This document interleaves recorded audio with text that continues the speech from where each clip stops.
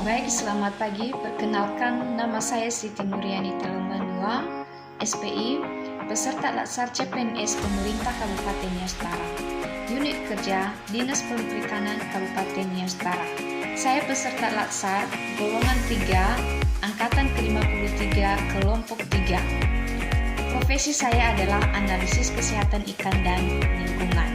Pelatihan ini diselenggarakan oleh Badan Pengembangan Sumber Daya Manusia BPSDM Sumatera Utara. Pada kesempatan kali ini, saya akan membahas tentang Core Values ASN tentang adaptif. Pengampu materi ini adalah Ibu Yang Nurmalia, SST, MKes. Baik, sekarang kita masuk pada pengertian adaptif. Apa sih yang dimaksud dengan adaptif? Adaptif merupakan salah satu karakter penting yang dibutuhkan oleh individu maupun organisasi untuk mempertahankan kelangsungan hidupnya. Bagian A adalah perubahan lingkungan strategis. Lingkungan strategis di tingkat global, regional, maupun nasional yang kompleks dan terus berubah adalah tantangan tidak mudah bagi praktek-praktek administrasi publik. Proses-proses kebijakan publik dalam penyelenggaraan pemerintah ke depan. Negara-negara di dunia juga dihadapkan pada persoalan global dalam bidang keamanan dan perdamaian dunia. Kasus-kasus seperti terorisme, radikalisme, konflik regional, dan sebagainya yang cenderung eskalatif dan bertransformasi menjadi cara dan pendekatan baru akan memaksa negara untuk mengadaptasi juga cara-cara dalam menghadapi dan menyelesaikannya. Bagian B adalah kompetisi di sektor publik. Nah, bisa diilustrasikan dan bisa kita lihat pada grafik di bawah ini. Nah, gambaran ini menunjukkan adanya bentuk persaingan antar daerah, di mana pemerintah daerah seolah-olah berkompetisi dengan daerah lainnya untuk menjadi yang terbaik.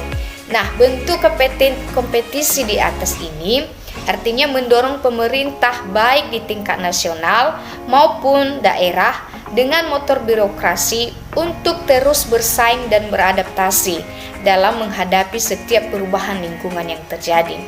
Adaptasi menjadi kata kunci bagi negara untuk menjadi kompetitif. Bagian C adalah komitmen mutu. Penekanan pada mutu kerja juga secara makna juga tertuang dalam peran pegawai ASN sebagaimana ditetapkan pada pasal 12 Undang-Undang Nomor 5 Tahun 2014 tentang ASN, yaitu sebagai perencana pelaksana dan pengawas penyelenggaraan tugas umum, pemerintahan dan pembangunan nasional melalui pelaksanaan kebijakan dan pelayanan publik yang profesional, bebas dari intervensi politik, serta bersih dari praktek korupsi, kolusi, dan nepotisme. Nah, dalam hubungan itu, maka efektivitas, efisien, inovasi, dan mutu menjadi kata kunci bagi ASN agar berkomitmen dalam memberikan pelayanan yang terbaik. Konsekuensi penting dari komitmen mutu ialah bahwa ASN harus memastikan bahwa pelayanan publik terselenggara sebaik mungkin dengan cara apapun, sekalipun harus melakukan perubahan, penyesuaian, dan adaptasi tentunya. Baik, kita masuk pada bagian D adalah perkembangan teknologi. Tidak bisa kita pungkiri bahwa teknologi menjadi salah satu pendorong perubahan terpenting yang mengubah cara kerja birokrasi serta sektor bisnis. Nah, kita bisa lihat di gambar ini ada beberapa variabel penting yaitu dalam perkembangan teknologi seperti artificial intelligence, kemudian Internet of Things dan Big Data, kemudian otomasi dan lain sebagainya. Nah, pada masa di mana teknologi sudah menjadi tulang punggung seluruh bisnis proses di sektor bisnis maupun pemerintahan, maka penggunaan metode konvensional dalam bekerja sudah seyogianya untuk ditinggalkan. Nah, peralihan ini tidak saja bertumpu pada perkembangan infrastruktur teknologi, tetapi juga memastikan SDM budaya kerja, mentalitas, dan yang tidak kalah penting yaitu tingkat aksesibilitas yang memastikan keadilan bagi warga negara untuk mendapatkan hak pelayanan. Selanjutnya adalah tantangan praktek administrasi publik. Nah, praktek administrasi publik sebagaimana pengejawantahan fungsi pelayanan publik oleh negara dan pemerintah selalu berhadapan dengan tantangan yang terus berubah dari waktu ke waktu. Tantangan ini menjadi faktor yang memaksa pemerintah untuk melakukan adaptasi dalam menjalankan fungsinya. Selanjutnya adalah ada rumusan tantangan perubahan lingkungan dengan rumusan karakteristik VUCA. Ada 4. Yang pertama adalah volatility. Artinya dalam hal ini adalah dunia berubah dengan sangat cepat, bergejolak, relatif tidak stabil dan tak terduga. Yang kedua adalah ada uncertainty. Nah, artinya masa depan penuh dengan ketidakpastian. Kemudian ketiga adalah complexity. Artinya dunia modern lebih kompleks dari sebelumnya. Dan yang terakhir adalah keempat, ambiguity. Artinya lingkungan bisnis semakin membingungkan, tidak jelas dan sulit untuk kita pahami. Baik, selanjutnya ada beberapa dimensi daripada kreativitas. Yang pertama adalah ada fluency, artinya kemampuan untuk menghasilkan banyak ide ataupun gagasan baru karena kapasitas atau wawasan yang dimilikinya. Yang kedua adalah flexibility, artinya kemampuan untuk menghasilkan banyak kombinasi dari ide-ide yang berbeda. Ketiga adalah elaboration, yaitu kemampuan untuk bekerja sama secara detail dengan kedalaman dan komprehensif. Seterusnya adalah originality, artinya adanya sifat keunikan, kebaharuan dari ide ataupun gagasan yang dimunculkan. Kreativitas yang terbangun akan mendorong pada kemampuan pegawai yang adaptif terhadap perubahan. Nah, tanpa kreativitas, maka kemanapun beradaptasi dari pegawai akan sangat terbatas. Kreativitas bukan hanya berbicara tentang kemampuan kreatif, tetapi juga bagian dari mentalitas yang harus dibangun sehingga kapasitas adaptasinya menjadi lebih baik lagi. Organisasi adaptif. Fondasi daripada organisasi adaptif ini ada 3. Yang pertama adalah landscape. Nah, yang kedua adalah pembelajaran. Dan yang terakhir adalah kepemimpinan. Baik, masuk kita pada 9 elemen budaya adaptif menurut daripada manajemen advisory service VUCA yang menjadi fondasi ketika sebuah organisasi akan mempraktekannya. Yang pertama adalah purpose, artinya organisasi beradaptasi karena memiliki tujuan yang hendak dicapai. Kedua, artinya organisasi pemerintah mengemban nilai-nilai budaya organisasional yang sesuai dengan karakteristik tugas dan fungsinya. Ketiga adalah vision, artinya visi menjelaskan apa yang hendak dituju dan tergambar dalam kerangka pikir dan diterjemahkan dalam kerangka kerja yang digunakan dalam organisasi. Seterusnya adalah corporate values, artinya seperti halnya nilai budaya organisasi di atas, maka nilai-nilai korporat juga menjadi fondasi penting dalam membangun budaya adaptif dan organisasi.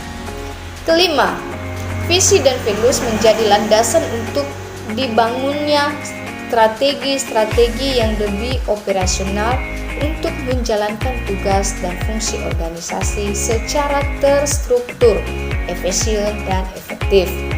Keenam adalah struktur, artinya struktur menjadi penting dalam pendukung budaya adaptif dapat diterapkan di organisasi. Kemudian problem solving, artinya budaya adaptif ditunjukkan untuk menyelesaikan persoalan yang timbul dalam organisasi, bukan hanya sekedar untuk mengadaptasi perubahan. Selanjutnya adalah ke-8, ini partnership working, artinya penguatan budaya adaptif karena dengan partnership, maka organisasi dapat belajar, bermitra, dan saling menguatkan dalam penerapan budaya adaptif. Dan terakhir adalah rules, artinya aturan main menjadi salah satu framework budaya adaptif yang penting dan tidak bisa dihindari, sebagaimana bagian dari formalitas lingkungan internal maupun eksternal organisasi. Selanjutnya adalah adaptif sebagai nilai dan budaya ASN. Untuk memastikan agar organisasi terus mampu memiliki pengetahuan yang mutakhir, maka organisasi dituntut untuk melakukan 5 disiplin. Nah, yang pertama dari disiplin tersebut adalah pegawainya harus terus mengasah pengetahuannya hingga ke tingkat mahir. Nah, kedua, pegawainya harus terus berkomunikasi hingga memiliki persepsi yang sama atau gelombang yang sama terhadap suatu visi ataupun cita-cita yang akan dicapai bersama. Ketiga, pegawainya memiliki mental model yang mencerminkan realitas yang organisasi ingin diwujudkan. Keempat adalah pegawainya perlu selalu sinergis dalam melaksanakan kegiatan.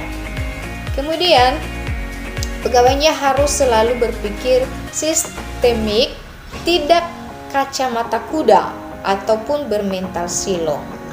Kemudian seterusnya adalah ciri-ciri penerapan budaya adaptif dalam lembaga pemerintahan.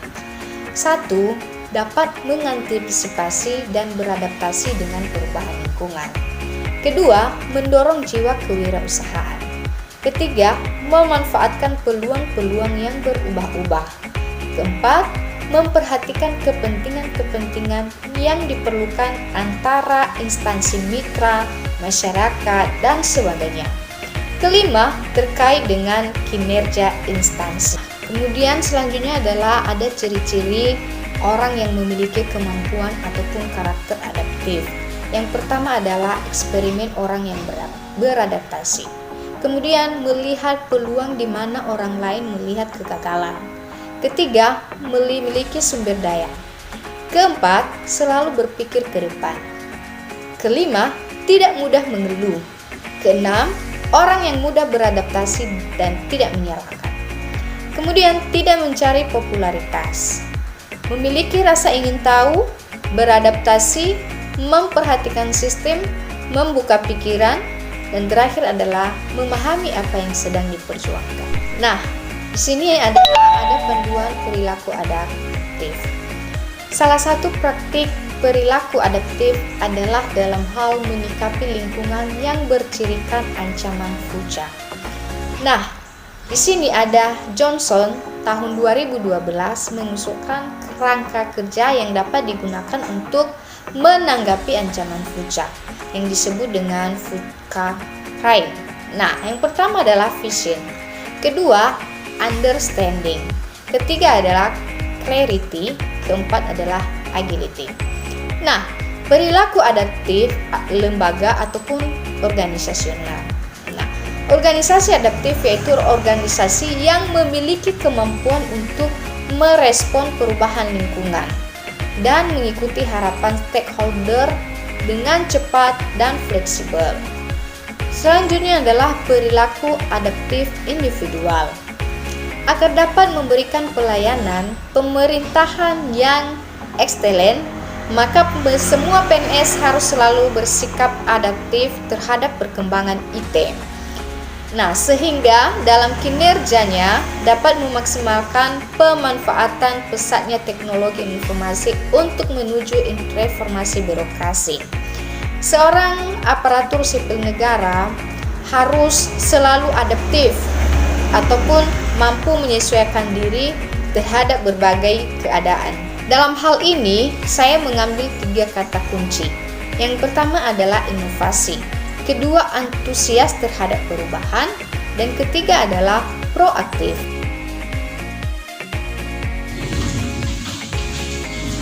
Selamat siang, Bu. Selamat siang, Bu.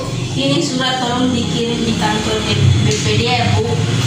Oh, biar nanti saya email aja ya, Bu, biar cepat ya, Bu. Ya, Bu.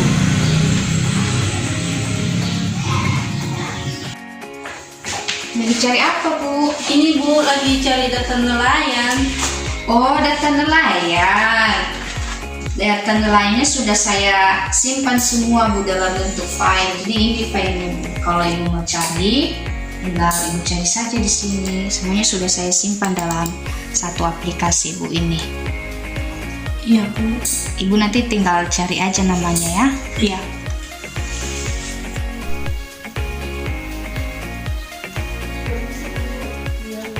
Absen kita di mana ya Bu? Oh, absen. Gini Bu, jadi mulai hari ini kita tidak menggunakan lagi absen biasa yang secara manual. Tapi absen kita sekarang sudah berubah di aplikasi secara online. Jadi kita absen secara online langsung kontak kita beri biar nampak sama BKD kalau kita sudah caranya gimana ya Bu? Silakan duduk biar saya beritahu caranya Bu. Iya Bu. Sini aja Bu. Jadi caranya gini. Kita buka dulu webnya. Ya, lalu Ibu klik ini. Terus kalau sudah menyalakan ya, lalu Ibu tekan Iya Bu. mana Bu? Iya sudah paham Bu. Baik. Makasih ya. Bu, kita besok ada pemeriksaan di Kecamatan Sawu. Bagaimana kira-kira Bu? Aku ada pendapat Bu, bagaimana kalau misalnya untuk pendataan besok itu semua nelayan kita undang saja mereka di kantor camat Bu, biar pendataannya cepat. Jadi